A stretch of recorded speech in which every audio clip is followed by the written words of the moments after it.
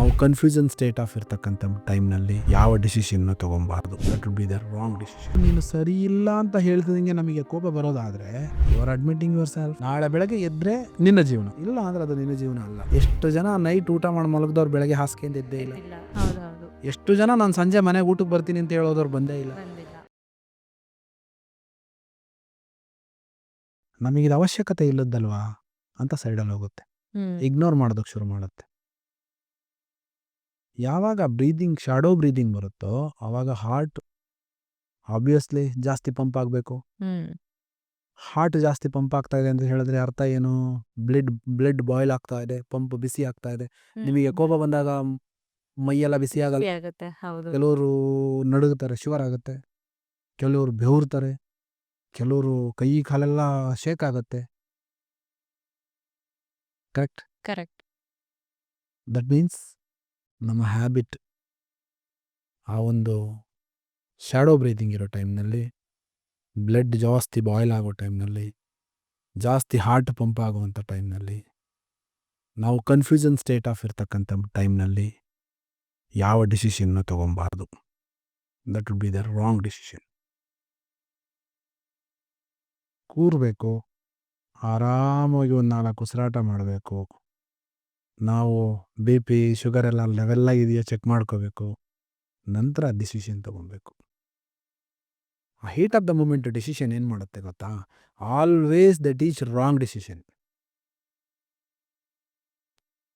ನಾವು ಕೂಲಾಗಿ ಯೋಚನೆ ಮಾಡೋ ರೀತಿ ಇದೆಯಲ್ಲ, that's what the real decision, proper decision with cool and calm and composed. ಒಳ್ಳೊಳ್ಳೆ ಭಾಷಣಕಾರರು ನಿಧಾನವಾಗಿ ಮಾತಾಡ್ತಾರೆ,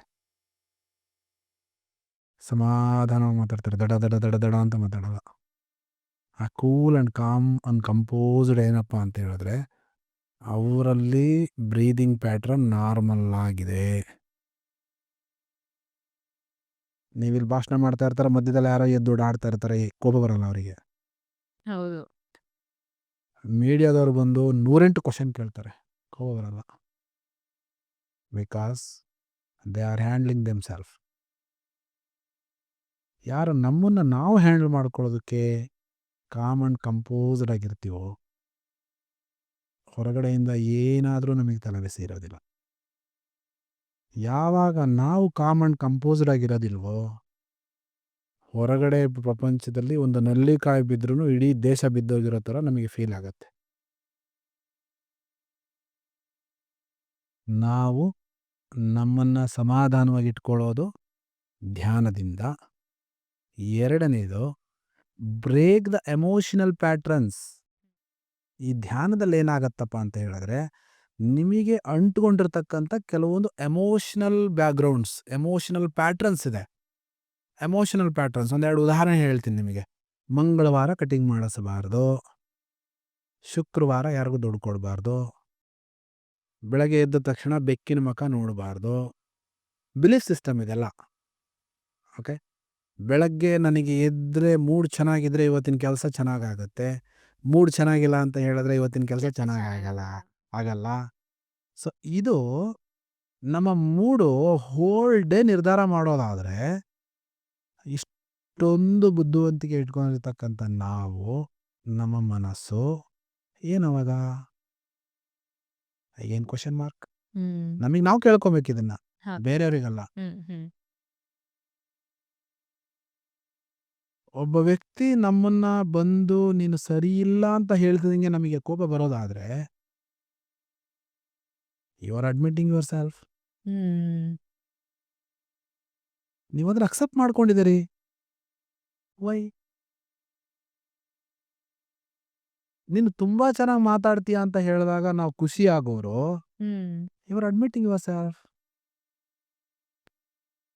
ಯಾಕೆ ನೀನು ಸೋಲನ್ನು ನೆಗೆಟಿವ್ ಆಗಿ ತಗೊಂಡು ಅಥವಾ ಕಂಡಮ್ನ ಕ್ರಿಟಿಸೈಸ್ನ ನೆಗೆಟಿವ್ ಆಗಿ ತಗೊಂಡು ನಿನಗೆ ಯಾರೋ ಏನೋ ಹೇಳ್ತಾ ಇದ್ದಾರೆ, ಉಬ್ಬಿಸ್ತಾ ಇದ್ದಾರೆ, ಅಥವಾ ನಿನಗೆ ಒಳ್ಳೇದೇ ಹೇಳ್ತಾ ಇದ್ದಾರೆ ಅನ್ನುವಾಗ ನಿನ್ನ ಮನಸ್ಸು ಹೆಂಗೆ ಉಬ್ಬುತ್ತದು? ಅಗೇನ್ ವಿ ಆರ್ ಟ್ರೈನ್ಡ್ ಅಲ್ಲ. ಎರಡೂ ಒಂದೇ ಪ್ಯಾಟ್ರನ್ನು. ಒಂದು ಅಪ್ಪರ್ ಲೆವೆಲ್, ಒಂದು ಲೋವರ್ ಲೆವೆಲ್. ಹ್ಮ್ ಬಟ್ ನಮ್ಮ ಮನಸ್ಸು 2 ರೀತಿಯಾಗಿ ವರ್ತನೆ ಮಾಡುತ್ತೆ. ಮಾಡುತ್ತೆ. ಅಪ್ಪರ್ ಲೆವೆಲ್, ಲೋವರ್ ಲೆವೆಲಲ್ಲೇ ವರ್ತನೆ ಮಾಡುತ್ತೆ. ಹೌದು. ಯಾರು ನಮಗೆ ಖುಷಿಯಾಗಿ ಮಾತಾಡ್ತಾರೆ, ನಮಗೆ ಯಾವಾಗ ಸದಾ ಖುಷಿಯಾಗಿ ಇಟ್ಕೊಂತಾರೆ, ನಮ್ಮನ್ನು ಪಾಸಿಟಿವ್ ಆಗಿ ಇಟ್ಕೊಂತಾರೆ, ಅವ್ರ ಜೊತೆ ನಾವು ಇರೋದಕ್ಕೆ ಇಷ್ಟಪಡ್ತೀವಿ. ಅಫ್ಕೋರ್ಸ್ ನಾವು ಪಾಸಿಟಿವ್ ಪೀಪಲ್ ಜೊತೆನೇ ಇರಬೇಕು. ನೆಗೆಟಿವ್ ಪೀಪಲ್ಸ್ ಜೊತೆ ಇರಬಾರ್ದು ಅನ್ನೋದಕ್ಕಿಂತ ಅದು ಸರಿನೂ ಅಲ್ಲ. ಹೌದು. We are become their patrons. ಇದಕ್ಕೆ ನಾನು ಯಾವಾಗಲೂ ಒಂದು ಎಕ್ಸಾಂಪಲ್ ಕೊಡ್ತಾ ಇರ್ತೀನಿ. ನೀವು ಮಾರ್ಕೆಟಲ್ಲಿ ಹೋಗಿ 1 kg ಹಣ್ಣು ತೊಗೊಬಂದರೆ, ಆಪಲ್ಲು ಅಥವಾ ಟೊಮೊಟೊ ತೊಗೊಂಬಂದರೆ, ಒಂದು ಮನೆಯಲ್ಲಿ 1 ವಾರ ಇಟ್ಟರೆ ಎಲ್ಲವೂ ಸರಿಯಾಗಿರೋದಿಲ್ಲ. ಅದರಲ್ಲಿ 1 ಅಥವಾ 2 ಕೆಟ್ಟೋಗಿರುತ್ತೆ. ಆ ಕೆಟ್ಟೋಗಿರೋ ಹಣ್ಣುಗಳನ್ನು ಕ್ರಮೇಣ ಇನ್ನೊಂದು ವಾರ ಅದ್ರ ಜೊತೆಲಿಟ್ಟರೆ ಆ ಕಂಪ್ಲೀಟ್ ಹಣ್ಣುಗಳು ಕೊಳೆಯುತ್ತೆ. ಕೊಳೆಯುತ್ತೆ. ಆ ಕೆಟ್ಟೋಗಿರೋಂಥ ಹಣ್ಣನ್ನು ತೆಗೆದು ಸೈಡಲ್ಲಿ ಇಟ್ಬಿಟ್ಟು ಇನ್ನು ಮಿಕ್ಕಿರೋದನ್ನ ಅತ್ಲಿಟ್ಟು ಐಸೋಲೇಟೆಡ್ ಮಾಡಿದ್ರೆ, ಫ್ರೀಝರಲ್ಲಿ ಇಟ್ಟರೆ ನಮಗೆ ಉಪಯೋಗ ಬರುತ್ತೆ. ಹೌದು. ಬರಲ್ವಾ? ಹ್ಮ್ ನಾವೇನು ಮಾಡ್ತೀವಿ? ಕೆಟ್ಟೋಗಿರೋ ಹಣ್ಣನ್ನು ಒಳ್ಳೆ ಹಣ್ಣೊಳಿಕೆ ಸೇರಿಸಿ ಮಿಕ್ಸಿ ಕಲಸಂಬಟ್ಟೆ ಮಾಡಿ ಇಡ್ತೀವಿ. ಹ್ಮ್ ಈ ಹಣ್ಣು ಕೆಡ್ತು, ಜೊತೆಲಿರೋ ಹಣ್ಣು ಕೆಟ್ಟೋಯ್ತು. 1 kgಲಿ 1 kg ಹಣ್ಣು ಕೊಳಿಲಿಕ್ಕೆ ಫೈನಲಿ ಬೇಕಾಗಿರ್ತಕ್ಕಂಥದ್ದು ಎಷ್ಟು ಹಣ್ಣು? ಒಂದ್ ಹಣ್ಣಿದ್ರು ಸಾಕು. ಮುಗೀತು. ಒಂದು ಹಣ್ಣಿಂದ ಇಡೀ ಒಂದು ಬುಟ್ಟಿ ಹಣ್ಣು, ಒಂದು ಬಾಸ್ಕೆಟ್ ಹಣ್ಣು ಕೊಳೆತೋಗುತ್ತೆ ಅನ್ನೋದಾದರೆ, ಆ ಒಂದು ಹಣ್ಣನ್ನು ತೆಗೆದು ಸಪ್ರೇಟಲ್ಲಿ ಇಡೋದು ಅಥವಾ ಸೈಡಲ್ಲಿ ಇಡೋದೇನು ತಪ್ಪಲ್ಲ. ಹೌದು. ಅಥವಾ ಅದು ಹಾಳಾಗದೇ ಇರೋ ಥರ ನಮ್ಮ ಕೈಲಿ ಏನಾದರೂ ಮಾಡೋದಕ್ಕಾದ್ರೆ ಅದನ್ನು ಐಸೋಲೇಟ್ ಮಾಡ್ಬೋದು, ಅಂದರೆ ಫ್ರೀಜಲ್ಲಿ ಇಡ್ಬೋದು ನಮ್ಮ ಕೈಲಿ ಸಾಧ್ಯವಾದರೆ. ಇಲ್ಲ ಅದು ಆಲ್ರೆಡಿ ಹಾಳಾಗಿದೆ ಅನ್ನೋದಾದ್ರೆ ಅದನ್ನು ತೆಗೆದು ಸೈಡಿಗೆ ಇಡ್ಬೋದು. ಹ್ಮ್ ಇವತ್ತಿನ ಜನ ಹೆಂಗೆ, ಕೆಲವರು, ಎಲ್ಲರೂ ಅಲ್ಲ, ಹೇಗೆ ಅಂತ ಹೇಳಿದ್ರೆ, ಈಗ ನಿಮಗೆ ಒಂದು ಒಳ್ಳೆ ಆಪರ್ಚುನಿಟೀಸ್ ಇದೆ. ನಿಮ್ಮ ಮುಂದ್ಗಡೆ ಒಂದು ಮೃಷ್ಟಾನ್ನ ಭೋಜನ ಇದೆ, ಒಳ್ಳೆ ಫಲವತ್ತಾದಂಥ ಊಟ ಹ್ಮ್ ಎಲ್ಲ ಇದೆ. ಅದರಲ್ಲಿ ನಿಮಗೆ ಬೇಕಾಗಿರ್ತಕ್ಕಂಥ ಇಂಗ್ರೀಡಿಯೆಂಟ್ಸ್ ಎಲ್ಲ ಇದೆ. ನಿಮ್ಮ ಕಣ್ಣು ಮುಂದೆ ಇದೆ ತಟ್ಟೆ. ಆ ತಟ್ಟೆ ಮೇಲೆ ಅಚಾನಕವಾಗಿ ಒಂದು ನೊಣ ಹಿಂಗೆ ಕೂತು ಹಿಂಗೆ ಹಾರೋಯ್ತು. ಹ್ಮ್ ನೀವು ಆ ಊಟ ಮಾಡ್ತಿರೋ ಅಥವಾ ನೊಣನಿಂದ ಹೋಗ್ತಿರೋ?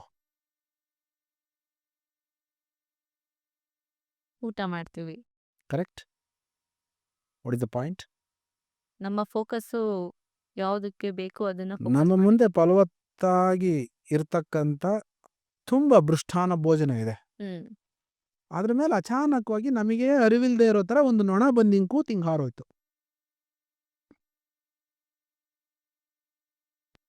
ನಾವು ಆ ಊಟ ಬಿಟ್ಟು ಆ ನೊಣನಿಂದ ಹೋದ್ವಿ ಅಂತ ಹೇಳಿದ್ರೆ ನಮ್ಮಂಥ ಮೂರ್ಖರು ಇನ್ಯಾರು ಇರಲ್ಲ ಅಂತ ಅರ್ಥ. ಇರಲ್ಲ. ಹೌದು. That's what we are doing exactly in this.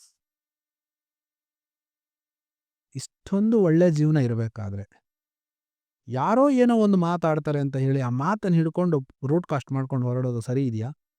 ಇಲ್ಲ. ನಮ್ಮ ಜೀವನ ನಮ್ಮದು. ಇವತ್ತು ಆಡ್ದವರು ಬಂದು ನಾಳೆ ಎತ್ತುತ್ತಾರೆ, ಹೌದು. ಕೈ ಮುಗಿತಾರೆ. ಇವತ್ತು ಬೈದವರು ನಾಳೆ ಹೊಗಳ್ತಾರೆ. ಎವ್ರಿ ಡೇ ಚೇಂಜ್ ಆಗುತ್ತೆ. ನಮ್ಮ ಗುರುಗಳು ಹೇಳ್ಕೊಟ್ಟಿದ್ದೆ ನಮಗೆ ಒಂದೇ ಮಾತು, ಪ್ರತಿದಿನ ಬೆಳಗ್ಗೆ ಏಳುವಾಗ ನೀನು ಹೊಸ ಮನುಷ್ಯನಾಗಿ ಎದ್ದೇಳು. ಹ್ಮ್ ಇದುವರೆಗೂ ಕಲ್ತಿದ್ದೆಲ್ಲ ಜೀರೋ. ನಾಳೆ ಬೆಳಗ್ಗೆ ಕಲಿತಾ ಇರೋದೆಲ್ಲ ನೀನು ಲಾಭ. ನಾಳೆ ಬೆಳಗ್ಗೆ ಎದ್ದರೆ ನಿನ್ನ ಜೀವನ, ಇಲ್ಲ ಅಂದ್ರೆ ಅದು ನಿನ್ನ ಜೀವನ ಅಲ್ಲ. ಹ್ಮ್ ಎಷ್ಟು ಜನ ನೈಟ್ ಊಟ ಮಾಡಿ ಮಲಗಿದವ್ರು ಬೆಳಗ್ಗೆ ಹಾಸಿಗೆಯಿಂದ ಎದ್ದೇ ಇಲ್ಲ? ಇಲ್ಲ.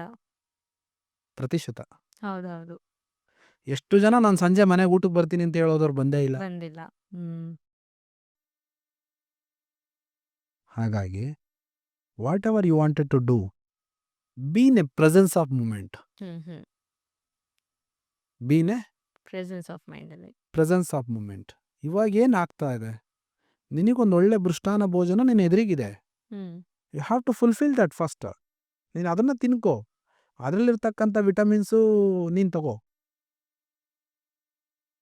ಆಮೇಲೆ ನೋಡೋಣ ನೊಣಿನ ಕತೆ. ಹ್ಮ್ ಓಕೆ, ನಾವು ನಮ್ಮ ಕಣ್ಮುಂದೆ ಇರತಕ್ಕಂಥ ಆ ಮೃಷ್ಟಾನ್ನ ಭೋಜನವನ್ನು ಸವಿಲಿಕ್ಕೆ ಒಂದು ಸಣ್ಣ ನೊಣ ಅಡ್ಡಿ ಮಾಡ್ತಾ ಇದೆ. ಹ್ಮ್ ಸೊಳ್ಳೆ ಬ್ಯಾಟ್ ಇಟ್ಕೊಂಡು ಹೊಡೆದ್ರೆ ಹಿಂಗೆ ಹೋಗ್ಬಿಡುತ್ತಾ ನೊಣ? ಆದರೆ ಅದು ಎಲ್ಲಿ ಹೋಗುತ್ತೆ ಅಲ್ಲಿಗೇ ಹೋಗ್ತೀವಿ ಫಾಲೋ ಮಾಡಿಕೊಂಡು. ಹ್ಮ್ ಇಲ್ಲಿದಿಲ್ಲೇ ಬಾಕಿ, ಅಲ್ಲಿದಲ್ಲೇ ಬಾಕಿ. This is what. ಇದು ಸರಿನಾ ತಪ್ಪು ಅಂತ ನಾನು ಹೇಳ್ತಾ ಇಲ್ಲ, ಆದರೆ ನಾವು ಜೀವನನ ಅರ್ಥ ಮಾಡ್ಕೋಬೇಕಾಗಿರತಕ್ಕಂಥ ರೀತಿ ಹೀಗಿರಬೇಕು. ಹ್ಮ್. ಯಾವ್ದು ನಮಗೆ ಬೇಕು ಅದಕ್ಕೆ ಮಾತ್ರ ಫೋಕಸ್ ಮಾಡಬೇಕಾಗುತ್ತೆ. ಯಾವುದು ನಮಗೆ ಬೇಕು, ನಮಗೆಷ್ಟು ಪ್ರಮಾಣದಲ್ಲಿ ಬೇಕು, ಹ್ಮ್. ಯಾವ ಥರ ಬೇಕು, we have to design our self, we have to blueprint our self. ನೀವು ಯಾವುದೇ ಕ್ಷೇತ್ರದಲ್ಲಿ ತಗೊಳ್ಳಿ, ನಾನು ಒಂದೇ ಕ್ಷೇತ್ರ ಅಂತ ತಗೊಳ್ತಾ ಇಲ್ಲ. ಇವಾಗ ಫೋಟೋಗ್ರಫಿ ಮಾಡೋದು ಕೂಡ ಒಂದು ಪ್ಯಾಷನ್ನು. ಹೌದು. ಇದು ತುಂಬ ಲೈಕ್ ಮಾಡೋ ಜನ ಇದ್ದಾರೆ. ವಿಡಿಯೋಗ್ರಫಿ ಮಾಡೋದು ಕೂಡ ಒಂದು ಪ್ಯಾಷನ್ನು, ತುಂಬ ಲೈಕ್ ಮಾಡೋ ಜನ ಇದ್ದಾರೆ. ಓಕೆ, ನಿಮಗೆ ₹100 ಪ್ಯಾಕೇಜಿಂದ ಹಿಡಿದು ₹1,00,000 ಪ್ಯಾಕೇಜ್ವರೆಗೂ ಇದೆ. ಹೌದು. ಎಲ್ಲವೂ ಕೂಡ ಒಂದು passion. Whatever you are doing, think it as a bigger way. Hmm. ನೀನೇನು ಮಾಡ್ತಾ ಇದೆಯಲ್ಲ ಅದನ್ನು ದೊಡ್ಡದಾಗಿ ಯೋಚನೆ ಮಾಡು. ಹ್ಮ್. ಇದೇ ನಿನ್ನ ಜೀವನ. ಇವತ್ತು ನೀನು ದೊಡ್ಡದಾಗಿ ಯೋಚನೆ ಮಾಡುವಂಥ ಒಂದು ಬೀಜನ ನೀನು ಹಾಕಿದರೆ ಮೇ ಬಿ ಇನ್ನೊಂದು 5-10 ವರ್ಷದಲ್ಲಿ ಅದು ಫ್ರೂಟ್ ಕೊಡ್ಲಿಕ್ಕೆ ಶುರುವಾಗತ್ತೆ. ಹ್ಮ್. ನೀನು ಅದೇ ಫ್ರೂಟು, ಅದೇ ಬೀಜನ 100 ಜಾಗದಲ್ಲಿ ಇನ್ವೆಸ್ಟ್ ಮಾಡಿದ್ರೆ 100 ಗಿಡ ಆಯಿತು. 100 ಮರದಲ್ಲಿ ನಿನಗೆ ಫ್ರೂಟ್ ಬರಲಿಕ್ಕೆ ಶುರುವಾಯಿತು. ಅಂದರೆ ನಿನ್ನ ಒಂದು ಬಿಸ್ನೆಸ್ನ 100 ಜಾಗದಲ್ಲಿ ಎಸ್ಟಾಬ್ಲಿಷ್ಮೆಂಟ್ ಮಾಡಿದ್ರೆ ಅದು 100 ಜಾಗದ ಬಿಸ್ನೆಸ್ ಆಯಿತು. 100 ಜಾಗದಲ್ಲಿ ಇನ್ಕಮ್ ಬರೋಕ್ಕೆ ಶುರುವಾಯಿತು. ಹ್ಮ್. ಸಣ್ಣ ಸಣ್ಣ ಫ್ರೂಟ್ಸು, ಸಣ್ಣ ಸಣ್ಣ ಸೀಡ್ಸ್. ಒಂದು ಸೀಡ್ ಟನ್ನುಗಟ್ಟಲೆ ಫ್ರೂಟ್ಸ್ನ ಡೆಲಿವರಿ ಮಾಡ್ಬೋದು ಅಂತ ಹೇಳಿದ್ರೆ ಆ ಬೀಜ ಹಾಕೋದ್ರಲ್ಲಿ ನಾವೆಷ್ಟು ಜಿಪುಣರಾಗಿದ್ದೀವಿ. We are not eligible to grow that. ನಮಗೊಂದು ಸಣ್ಣ ಸೀಡ್ ಹಾಕೋದಕ್ಕೆ ನಮ್ಮ ಕೈಲಿ ಯೋಗ್ಯತೆ ಇಲ್ಲ ಅಂತ ಹೇಳಿದ್ರೆ ಅದರಲ್ಲಿ ಬಿಡೋ ಹಣ್ಣನ್ನು ಕೂಡ ತಿನ್ನುವಂಥ ಯೋಗ್ಯರು ನಾವಲ್ಲ. ಹ್ಮ್. ನಾವು ಒಂದು ಸೀಡ್ ಹಾಕ್ತಾ ಇದ್ದೀವಿ, ಆ ಸೀಡ್ಗೆ ನೀರು ಗೊಬ್ಬರ ಆನ್ ಟೈಮ್ ಹಾಕ್ತಾ ಇದ್ದೀವಿ, ಬೆಳೀತಾ ಇದೆ, ಒಂದು 5-10 ವರ್ಷದಲ್ಲಿ ಫ್ರೂಟ್ ಕೊಡ್ತಾ ಇದೆ ಅಂತ ಹೇಳಿದ್ರೆ we are eligible for that. Think always positive. ಎಲ್ಲ ನೆಗೆಟಿವೇ ಇದೆ ಸರ್, ಹೆಂಗೆ ಪಾಸಿಟಿವ್ ಥಿಂಕ್ ಮಾಡೋದು? ಥಿಂಕ್ ಮಾಡೋದಕ್ಕೆ ದುಡ್ಡ ಕೊಡಬೇಕು? ಎಲ್ಲದರಲ್ಲೂ ಒಂದು ಪಾಸಿಟಿವ್ ವಿಚಾರನ ಹೆಕ್ಕೋಕ್ಕಾಗಲ್ವಾ? ನೀವು ಒಬ್ರನ್ನ ನೋಡಿದ್ರೆ ಮಿನಿಮಮ್ ಒಂದು 100 ವಿಚಾರ ಸಿಗೋದಿಲ್ವಾ? ಹೌದು. ಪಾಸಿಟಿವ್ ಸಿಗಲ್ವಾ? ಹ್ಮ್. ಹ್ಮ್. ಒಬ್ರನ್ನ ನೋಡಿದ್ರೆ 100 ವಿಚಾರ ಪಾಸಿಟಿವ್ ಸಿಗಲ್ವಾ? ಸಿಗುತ್ತೆ. 1000 ನೆಗೆಟಿವ್ ಇರಲಿ, ಅದು ಬೇಡ ನಿಮಗೆ. ಹ್ಮ್. ಅಟ್ಲೀಸ್ಟ್ ಒಂದು 100 ಥರ್ಡ್ ಡಿಜಿಟ್ಸ್ ಅಲ್ಲಾದರೂ ಸಿಗತ್ತೆ ಒಂದು ಹ್ಮ್. ಒಳ್ಳೆ ಗುಣಗಳು. ಅದನ್ನು ಗಮನಿಸ್ಬೇಕು ನಾವು. ಹ್ಮ್. 1000-2000 ನೆಗೆಟಿವ್ ಥಾಟ್ಸ್ ಇರಲಿ ಅವರಿಗೆ, ನಮಗೇನು ಬೇಕಿಲ್ಲ ಅದು. ಹ್ಮ್. ಒಬ್ರನ್ನ ನೋಡುವಾಗ ಒಳ್ಳೆ ಗುಣಗಳೇನಿದೆ, ವಿಚಾರಗಳೇನಿದೆ, ಅವ್ರು ಏನಾದರೂ ಮಾತಾಡ್ಕೊಳ್ಳಿ, ಹ್ಮ್. ಅವ್ರನ್ನ ನಾವು ಹೇಗೆ ಅಕ್ಸೆಪ್ಟ್ ಮಾಡ್ಕೋಬೇಕು, ನಾವು ಹೇಗೆ ಅವರಿಗೆ ರಿವರ್ಸ್ ಮಾತಾಡಬೇಕು, ಇದೆಲ್ಲ ಸಿಗೋದು ನಾವು ಯಾವಾಗ ಕಾಮ್ ಆ್ಯಂಡ್ ಕಂಪೋಸ್ಡ್ ಆಗಿರ್ತೀವಿ ಅವಾಗ ಮಾತ್ರ. ಹ್ಮ್. ಎಲ್ಲ ಟೈಮಲ್ಲೂ ಕಾಮಾಗಿ ಹ್ಯಾಂಡಲ್ ಮಾಡೋಕ್ಕಾಗತ್ತೆ? Obviously no. When you are anger, get shut up your mouth. ಇಲ್ಲ ಮಾತಾಡಬೇಕು ಅಂದರೆ 2 ಮಾತಾಡ್ಬಿಟ್ಟು ಮನಸ್ಸಿಂದ ತೆಗೆದಾಚೆ ಬರ್ತಾ ಇರ್ಬೇಕು ಈಚೆ. ಹ್ಮ್. ಅದನ್ನು ಒಳಗೇ ಇಟ್ಟುಕೊಂಡು ಕೊರಗಿ ಕೊರಗಿ ಕೊರಗಿ ಕೊರಗಿ ಕೊರಗಿ ಶಾಖ ಕೊಟ್ಟು ಮರಿ ಮಾಡ್ತಾ ಇರ್ತವೆ ಅವು. ಅವು 1 ಹೋಗಿ 2 ಆಗಿ 2 ಹೋಗಿ 4 ಆಗಿ 4 ಹೋಗಿ 8 ಆಗಿ 8ರಿಂದ 16 ಆಗಿ ಇಡೀ ಹೆಮ್ಮರವಾಗಿ ಬೆಳ್ಕೊಂಡ್ಬಿಡುತ್ತೆ. ಡು ಯು ಥಿಂಕ್ ನಾನು ಕೆಲವು ಫ್ಯಾಮಿಲಿಗಳನ್ನ ಕೌನ್ಸಿಲಿಂಗ್ ಮಾಡಿದ್ದೀನಿ, ಅದರ ಒಂದು 2-3 ಫ್ಯಾಮಿಲಿ ಕೌನ್ಸಿಲಿಂಗ್ ಮಾತ್ರ ತುಂಬ ಯುನೀಕ್ ಅನ್ನಿಸ್ತು ನನಗೆ, ತುಂಬ ಸಿಲ್ಲಿ ಅನ್ನಿಸ್ತು. ಹ್ಮ್. ಜಸ್ಟ್ ಒಂದು ಪಾನಿಪುರಿ ತಂದುಕೊಟ್ಟಿಲ್ಲ ಅನ್ನೋ ವಿಚಾರ ಡೈವರ್ಸಿಗೆ ಹೋಗಿದೆ. ಓಹೋ. ಒಂದು ಗೋಬಿ ಮಂಚೂರಿ ತಂದುಕೊಟ್ಟಿಲ್ಲ ಅನ್ನೋ ವಿಚಾರ ಡೈವರ್ಸಿಗೆ ಹೋಗಿದೆ. ಒಂದು ಕಬಾಬ್ ತಂದುಕೊಟ್ಟಿಲ್ಲ ಅನ್ನೋ ವಿಚಾರ ಡೈವರ್ಸ್ಗೆ ಹೋಗಿದೆ. ನಾನು ಕೌನ್ಸಿಲಿಂಗ್ ಮಾಡಿದ್ದೇನೆ ಅದನ್ನು.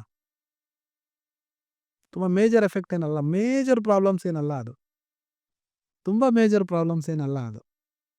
ಜಸ್ಟ್ ಒಂದು ಮಸಾಲೆ ಪೂರಿ, ಪಾನಿಪುರಿ, ಒಂದು ಗೋಬಿ ಮಂಚೂರಿ ವಿಚಾರಕ್ಕೆ ನೀನು ಗಂಟು ಕಟ್ಟಿ ನೀನೊಂದು ಡೈವರ್ಸ್ ಕೇಸ್ವರೆಗೂ ಹೋಗ್ತೀಯಾ ಅಂತ ಹೇಳಿದ್ರೆ ನಮ್ಮ ಮನಸ್ಸು ಎಷ್ಟು ದುರ್ಬಲತೆ ಆಗಿದೆ. ಅವತ್ತಿನ ದಿನದ್ದು ಒಂದು ಸಣ್ಣದೊಂದು ಪಾನಿಪುರಿ ನಾವು ಸ್ಯಾಕ್ರಿಫೈಸ್ ಮಾಡೋದಕ್ಕಾಗಲಿಲ್ಲ ಅಂತ ಹೇಳಿದ್ರೆ ಜೀವನದಲ್ಲಿ ಇನ್ನೇನು ದಬಾಕ್ತೀವಿ? ಹ್ಮ್. ನಮ್ಮ ಮೈಂಡ್ ಹೇಗೆ ಪ್ಯಾಟರ್ನ್ ಆಗಿರುತ್ತೋ ಹಾಗೆ ಪ್ರಿಪೇರ್ ಆಗುತ್ತೆ. ಈ ಸಬ್ಜೆಕ್ಟ್ ಏನಿದೆಯಲ್ಲ ತುಂಬ ವಾಸ್ಟ್ ಸಬ್ಜೆಕ್ಟ್ ಇದು. ಹೇಳದಷ್ಟು ಬರ್ತಾ ಇರುತ್ತೆ. ಹ್ಮ್. ಹೌದು. ತುಂಬಾ ತಿಳ್ಕೊಳ್ಳೋದು ಇದೆ ಇದ್ರ ಬಗ್ಗೆ. ಶೇಪ್ ಆಗ್ತಾ ಇರುತ್ತೆ. ಇದಕ್ಕೆಲ್ಲ ಒಂದೇ ದಾರಿ, ನಮ್ಮ ಮನಸ್ಸನ್ನು ತರಬೇತಿಗೊಳಿಸೋದು. ನಮ್ಮ ಮನಸ್ಸು ಇಲ್ಲ ಮೈಂಡ್ ಅಂತ ಏನು ಹೇಳ್ತಾರೆ ಅದನ್ನ ಟ್ರೈನ್ ಮಾಡುವಂಥದ್ದು. ಮೈಂಡ್ ಕೆಲವರಿಗೆ ಇದು ಕನ್ಫ್ಯೂಸ್ ಇದೆ. ನಮ್ಮ ಮೈಂಡ್ ಅಂದ್ರೇನು, ಮನಸ್ಸು ಅಂದರೆ ಬ್ರೈನ್ ಅಂದ್ರೇನು, ಮೈಂಡ್ ಅಂದ್ರೇನು, ಮೈಂಡ್ ಅಂದ್ರೇನು, ಬ್ರೈನ್ ಅಂದ್ರೇನು, ಮನಸ್ಸು ಮೈಂಡ್ ಅಂದ್ರೇನು, ಇವೆರಡು ಕನ್ಫ್ಯೂಷನ್ಸ್ ತುಂಬ ಜನಕ್ಕಿದೆ. ಬ್ರೈನ್ ಆಕಾರ ಇದೆ, ಕಣ್ಣಿಗೆ ಕಾಣಿಸುತ್ತೆ, ಅದರಲ್ಲಿ ನರ್ವ್ಸ್ ಇದೆ, ಬ್ಲಡ್ ಸರ್ಕ್ಯುಲೇಷನ್ಸ್ ಇದೆ, ಎಲ್ಲವೂ ಇದೆ ಬ್ರೈನಲ್ಲಿ. ಆದರೆ ಮೈಂಡಲ್ಲಿ ಆಗಿಲ್ಲ, ಅದಕ್ಕೆ ಆಕಾರ ಇಲ್ಲ, ಹ್ಮ್ ಅದ್ರ ಲಿಮಿಟೇಷನ್ ಇಲ್ಲ. There is limit in brain is a limit. Hmm ಮೈಂಡಿಗೆ there is no limit. No limit. ಅದು ಯಾವ ಆಕಾರ ಬೇಕಾದರೂ ಪಡ್ಕೊಳ್ಳುತ್ತೆ. ರೈಟ್? ಹ್ಮ್ ಹಾಗೆ ದರ್ ಇಸ್ ಅನ್ಲಿಮಿಟೆಡ್ ಪವರ್ ಇದೆ, ಹ್ಮ್ ಮೈಂಡಿಗೆ ಲಿಮಿಟ್ ಪವರ್ ಇದೆ. ಗಾತ್ರ ಕೂಡ ಅಷ್ಟೇ, ಅದಕ್ಕೆ ಲಿಮಿಟೆಡ್ ಗಾತ್ರ ಇದೆ. ಅಂದರೆ ಅದನ್ನು ನೋಡ್ಬೋದು ನಾವು, ಮನಸ್ಸನ್ನು ನೋಡ್ಲಿಕ್ಕಾಗಲ್ಲ. ಹ್ಮ್ ಅದೊಂದು ಶಕ್ತಿ. ನೀವು ಈ ಹಾಲೊಳಗಡೆ ಒಂದು ಲೈಟ್ ಕಾಣ್ತಾ ಇದೆಯಪ್ಪ, ಹ್ಮ್ ಅದನ್ನು ನೀವು ಮೈಂಡ್ ಅಂತ ಅಂದ್ಕೊಳ್ಳಿ. ಹ್ಮ್ ಸಾರಿ, ಬ್ರೈನ್ ಅಂತ ಅಂದ್ಕೊಳ್ಳಿ. ಅದರೊಳಗಡೆ ಸಪ್ಲೈ ಆಗ್ತಾ ಇರ್ತಕ್ಕಂಥ ಎಲೆಕ್ಟ್ರಿಸಿಟಿ ಮೈಂಡ್. ಹ್ಮ್ ಮನಸ್ಸು ಮತ್ತು ಮೆದುಳು. ಮೆದುಳು ಕಣ್ಣಿಗೆ ಕಾಣುತ್ತೆ, ಮನಸ್ಸು ಕಾಣಲ್ಲ. ಕಾಣಲ್ಲ. ಒಳಗಡೆ ಎಲೆಕ್ಟ್ರಿಸಿಟಿ ಎಷ್ಟು ಪ್ರಮಾಣದಲ್ಲಿ ಹರಿತಾ ಇದೆ ಅನ್ನೋದು ನಮಗೆ ಕಾಣಲ್ಲ, ಬಟ್ ಬಲ್ಬ್ ಹತ್ತುವಾಗ ಮಾತ್ರ ಓ ಇಷ್ಟು ಪ್ರಮಾಣದಲ್ಲಿ ಲೈಟ್ ಬರ್ತಾ ಇದೆ ಅಂತ ಗೊತ್ತಾಗುತ್ತೆ. Hmm mind is work is same way. ನಮಗೆ ಎಷ್ಟು ಮೇಲೆ ಹೋಗ್ತಾ ಇದ್ದೀವಿ, ನಮಗೆಷ್ಟು ಪ್ರಶಂಸೆ ಸಿಗ್ತಾ ಇದೆ, ನಾವು ಹೇಗಿದ್ದೀವಿ, ನಾವು ಹೆಂಗಿದ್ದೀವಿ, ನಮಗೆ ಆ ಪ್ರಶಂಸೆಗಳು ಏನು ಸಿಗ್ತಾ ಇದೆ, ನಾವು ಯಾವ ಒಂದು ಸೆಕ್ಟ್ರಲ್ಲಿ ವರ್ಕ್ ಮಾಡ್ತಾ ಇದ್ದೀವಿ, ಯಾವ ಫೀಲ್ಡಲ್ಲಿ ನಾವು ವರ್ಕ್ ಮಾಡ್ತಾ ಇದ್ದೀವಿ ಅನ್ನೋದು ನಮ್ಮ ಮನಸ್ಸು ನಿರ್ಧಾರ ಮಾಡುತ್ತೆ. ಹ್ಮ್ ನಾವಿಷ್ಟು ನಾಲೆಡ್ಜ್ ಆಗಿದ್ದೀವಿ, ಇನ್ನು ಕಲಿಯೋದು ಎಷ್ಟೊಂದಿದೆ ಇದರಲ್ಲಿ. ಹೌದು. ಕಲ್ತಿರೋದು ಬಹಳ ಸಾಸಿವೆಯಲ್ಲಿ ಸಾಸಿವೆ. ನಾವು ಇಷ್ಟರಲ್ಲೇನೆ ಇಷ್ಟೊಂದೆಲ್ಲ ವಿಷಯಗಳಿರಬೇಕಾದ್ರೆ ಇನ್ನು ಕಲಿಯುವಂಥದ್ದು ಎಷ್ಟಿದೆ, ತುಂಬಾ ಇರುತ್ತೆ. ಕಲಿಬೇಕು. ಇದರಲ್ಲಿ ಈ subject there is no limit. Limit. ಹೌದು. There is no limit. ಈ subject there is no limit. ಇದಕ್ಕೆ ಎಷ್ಟು ಬೌಂಡ್ರಿ ಆಗ್ತೀರಾ? ನೋ. ಹ್ಮ್ ಇದ್ರ ಮೇಲೆ ನೀವು ಯೂಟ್ಯೂಬ್ನಲ್ಲಿ ಸರ್ಚ್ ಮಾಡಿದ್ರೆ ಒಬ್ಬೊಬ್ರು ಒಂದೊಂದು ರೀತಿ ಆಯಾಮವಾಗಿ ನಿಮಗೆ ಎಕ್ಸ್ಪ್ಲೈನ್ ಮಾಡಿದ್ದಾರೆ, ಬಟ್ ಎಲ್ಲೂ ಕ್ಲಾರಿಟಿ ಚೆನ್ನಾಗಿ ಕೊಟ್ಟಿದ್ದಾರೆ. ಕೆಲವೊಂದು ಜಾಗದಲ್ಲಿ ಕ್ಲಾರಿಟಿ ಇಲ್ಲ. ಹ್ಮ್ ನೀವು ಜಸ್ಟ್ ಅಬೌಟ್ ಮೈಂಡ್ ಕೋಚ್ ಅಂತ ಹೊಡೆದ್ರೆ ಲ್ಯಾಕ್ಸ್ ಟುಗೆದರ್ ಪೇಜಸ್ ಓಪನ್ ಆಗುತ್ತೆ. Lakhs together, not 1000. ಹ್ಮ್ ಆ ಸರ್ಚ್ ರಿಸಲ್ಟ್ ತೋರಿಸ್ಬಿಡುತ್ತೆ. ಲ್ಯಾಕ್ಸ್ ಟುಗೆದರ್ ಪೇಜಸ್ ಓಪನ್ ಆಗುತ್ತೆ. ಮೈಂಡ್ ರಿಲೇಟೆಡ್ ರಿಸರ್ಚ್ ಆಗಿರೋವಂಥದ್ದು. ಇದರ ಮೇಲೆ PhD ಮಾಡಿರ್ತಕ್ಕಂಥವ್ರು ಎಷ್ಟೋ ಜನ ಇದ್ದಾರೆ ಮೈಂಡ್ ರಿಲೇಟೆಡ್ ಮೇಲೆ. ಹೌದು. ಓಕೆ. ಸೊ ಹಾಗಾಗಿ B in a presence of moment, regular ಆಗಿ, ಸಿಂಪಲ್, ನಮ್ಮನ್ನು ನಾವು ತಿದ್ಕೊಳ್ಳಿಕ್ಕೆ, ನಮ್ಮನ್ನು ನಾವು ಸರಿಯಾದ ಮಾರ್ಗದಲ್ಲಿ ನಡೆಸ್ಕೊಂಡು ಹೋಗಲಿಕ್ಕೆ ಧ್ಯಾನದ ಅವಶ್ಯಕತೆ hmm very important. Meditation, gratitude. Meditation ಮಾಡಿದ್ರೆ ಗ್ರ್ಯಾಟಿಟ್ಯೂಡ್ ಆಟೋಮೆಟಿಕ್ ಆಗಿ ಬರುತ್ತೆ. ಬರುತ್ತೆ. ಅಕ್ಸೆಪ್ಟೆನ್ಸ್ ಮೆಡಿಟೇಷನಲ್ಲಿ ಬಂದೇ ಬರುತ್ತೆ. ನೀವು ಮೆಡಿಟೇಷನಲ್ಲಿ ಅಕ್ಸೆಪ್ಟೆನ್ಸ್ ಕಲ್ತ್ರೇ ನೀವು ಮೆಡಿಟೇಷನ್ ಆಗ್ತಾ ಇದೆ ಅಂತ ಅರ್ಥ. ಹ್ಮ್ ನಿಮಗೆ ಏನೋ ಬರಬಾರದು ಕಿವಿ ಒಳಗಡೆ ಬಂತು, ಮೈಂಡಲ್ಲಿ ಏನೋ ರನ್ ಆಯ್ತಂದ್ರೆ ನೀವು ಅದನ್ನು ಅಕ್ಸೆಪ್ಟ್ ಮಾಡ್ಕೊತಾ ಇದ್ದೀರಿ ಅಂತ ಹೇಳಿದ್ರೆ ನೀವು you are in the proper path in meditation. ನೀವು ಅದಕ್ಕೆ ವಿರುದ್ಧವಾಗಿ ಚಲಿಸ್ತಾ ಇದ್ದೀರಾ ಅಂತ ಹೇಳಿದ್ರೆ ದೇವರಾಣೆ ಮೆಡಿಟೇಷನ್ ಮಾಡೋಕ್ಕಾಗಲ್ಲ. ಮಾಡಕ್ಕಾಗಲ್ಲ. ಅದು 10 ಥಾಟ್ನ ಕ್ರಿಯೇಟ್ ಮಾಡುತ್ತೆ ಗೇನು. ಹೌದು. ಒಂದು ಆಲೋಚನೆ ಹಿಂಗೆ ಬರ್ತಾ ಇದೆ ಅಂತ ಹೇಳಿದ್ರೆ yes I accepted, relax, then that relax, then ಬೇರೆದಕ್ಕೆ ಹೋಗುತ್ತೆ. ಹೀಗೆ ಮಾಡ್ತಾ ಮಾಡ್ತಾ ಒಂದು 3 ರಿಂದ 6 ತಿಂಗಳು ಆಗುತ್ತೆ ನಿಮಗೆ ಆ ಒಂದು ಪ್ಯಾಟ್ರನ್ನ ಕ್ರಿಯೇಟ್ ಮಾಡ್ಕೊಳ್ಳೋದಕ್ಕೆ. ಬಟ್ ರೆಗ್ಯುಲರ್ ಪ್ರಾಕ್ಟೀಸ್ ಒಂದೇ ಜಾಗದಲ್ಲಿ, ಒಂದೇ ಸಮಯದಲ್ಲಿ ದಿನ ಬೆಳಗ್ಗೆ ಒಂದು ಪ್ರಾಕ್ಟೀಸ್ ಮಾಡೋದರಿಂದ ನಮ್ಮನ್ನು ನಾವು ಸಕ್ಸಸ್ಸಿನ ಹಾದಿಯಲ್ಲಿ ಚಲಿಸಲಿಕ್ಕೆ ತುಂಬ ಉಪಯೋಗ ಆಗುತ್ತೆ. ತುಂಬ ಉಪಯೋಗ ಆಗುತ್ತೆ. ನಮ್ಮನ್ನು ಒಂದು ಪಾಸಿಟಿವ್ ವೇನಲ್ಲಿ ಕರ್ಕೊಂಡೋಗಬೇಕು. ನಮ್ಮ ಜೀವನ ಒಂದು ಸುಗಮವಾದ ದಾರಿಯಲ್ಲಿ ನಡೆಯಬೇಕು. ನಮ್ಮ ಗುರುಗಳು ಒಂದು ಮಾತು ಹೇಳ್ತಾರೆ, ನಾವು ದೇಹ ಶುಚಿ ಮಾಡಬೇಕು ಅಂತ ಹೇಳಿದ್ರೆ ಸ್ನಾನ ಮಾಡ್ತೀವಿ. ಮನಸ್ಸನ್ನು ಹೇಗೆ ಶುಚಿ ಮಾಡೋದು? ಧ್ಯಾನ. ಧ್ಯಾನ ಮನಸ್ಸಿನ ಸ್ನಾನ ಅಂತ ಹೇಳ್ತಾರೆ. ಧ್ಯಾನ ಮನಸ್ಸಿನ ಸ್ನಾನ. ಮನಸ್ಸಿನ ಸ್ನಾನ. ನಾವು ದೇಹವನ್ನ ನೀರಿನಿಂದ ಹೇಗೆ ತೊಳಿತೀವೋ ನಮ್ಮ ಮನಸ್ಸನ್ನು ತೊಳಿಲಿಕ್ಕೆ ಉಸಿರಾಟ ಬಹಳ ಇಂಪಾರ್ಟೆಂಟ್. ಬ್ರೆತ್, ಉಸಿರಾಟ ಬಹಳ ಇಂಪಾರ್ಟೆಂಟ್ ಆಗುತ್ತೆ. ಹಾಗಾಗಿ ನಾವು ಏನೇ ಒಂದು ಮಾಡಬೇಕಾದ್ರೂ ನಮಗೆ ಪ್ರೀ ಪ್ಲ್ಯಾನ್ಡ್ ಇರಬೇಕು. ಧ್ಯಾನ ಮಾಡಬೇಕಾದಾಗ ನಮಗೆ ಕ್ಲಾರಿಟಿ ಇರಬೇಕು. ಬರೋದೇನಿದೆ, ಹೋಗೋದೇನಿದೆ ಇವೆಲ್ಲವನ್ನು ವಾಚ್ ಮಾಡ್ತಾ ಮುಂದುವರಿಬೇಕು. ಕ್ಲಿಯರ್? ಓಕೆ. ಸೊ ಇಷ್ಟು ತನಕ ನಮಗೆ ಇಷ್ಟೊಂದು ಇನ್ಫಾರ್ಮೇಷನ್ನು ಮೈಂಡನ್ನು ನಾವು ಹೇಗೆ ಟ್ರೈನ್ ಮಾಡಬೇಕು ಆ್ಯಂಡ್ ನಮ್ಮಲ್ಲಿ ಏನು ಪ್ರಾಬ್ಲಮ್ಸ್ ಇರುತ್ತೆ, ಲೈಕ್ ಆ್ಯಂಗರ್ ಏನು ಹೇಳ್ತಾ ಇದ್ದೀವಿ, ಇಮೋಷನ್ಸ್ ಪ್ರಾಬ್ಲಮ್ಸ್ ಆಗಲಿ, ಸೊ ಇದನ್ನೆಲ್ಲ ನಾವು ಮೆಡಿಟೇಷನ್ ಮೂಲಕ ಈ ಥರ ನಮ್ಮ ಮೈಂಡನ್ನ ನಾವು ಟ್ರೈನ್ ಮಾಡ್ತಾ ಹೋಗ್ತಾ ಇದ್ದರೆ ನಾವು ಲೈಫಲ್ಲಿ ಸಕ್ಸೀಡ್ ಆಗ್ತಾ ಹೋಗ್ತೀವಿ, ಒಳ್ಳೆ ಡಿಸಿಷನ್ ತಗೊತೀವಿ, ಲೈಫಲ್ಲಿ ಕ್ಲಾರಿಟಿ ಸಿಗುತ್ತೆ ಅನ್ನೋದು ನಿಮ್ಮ ಮಾತು ಅಲ್ವಾ? Exactly correct. ಓಕೆ.